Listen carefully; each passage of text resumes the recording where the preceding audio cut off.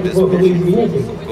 Но прежде всего я хотел от имени президиума городского совета горячо сердечно поздравить в общественном движении молодежных движений 13 за вот этот праздник сегодня. Он напомнил нам самые радостные дни мая 45-го года. Вообще 45-й год для нас был весь праздник.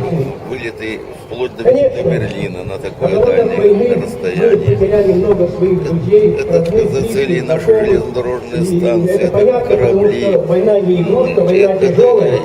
А сейчас вокруг войны, вокруг истории, техника противника на переднем крае. ведется очень много Непосредственно задание мы получали подставки. И это все направлено для того, чтобы замусорить мозги молодому поколению, извратить историю Великой Отечественной войны.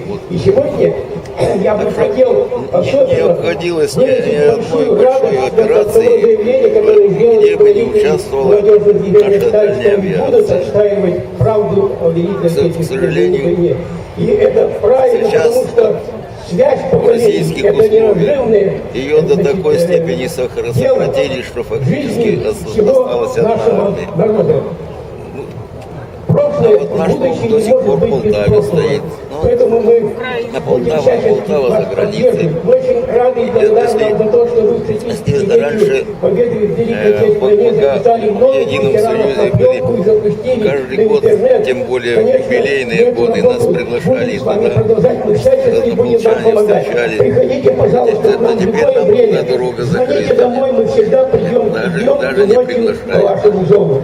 Мы всегда готовы с вами встретиться и рассказать, конечно, обо всем, что вас интересует. такой опасности, риску.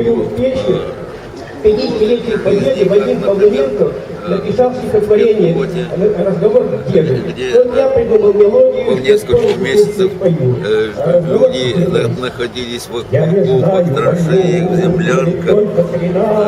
Как песня-то поется, кто замерзал на снегу.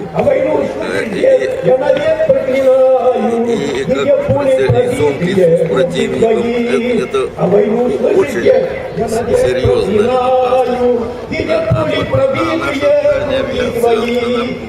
Скажи, почему вам не снится ночами? Ведь полвека прошло с той проклятой войны. Залечила страна свои страшные раны. Не смогли залечить свои раны лишь вы. Залечила страна свои страшные раны. Не смогли залечить свои раны лишь от зенитных орудий.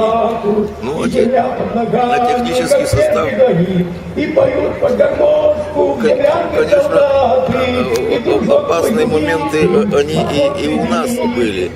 Если прошел самолет немецкий, который называли РАМ,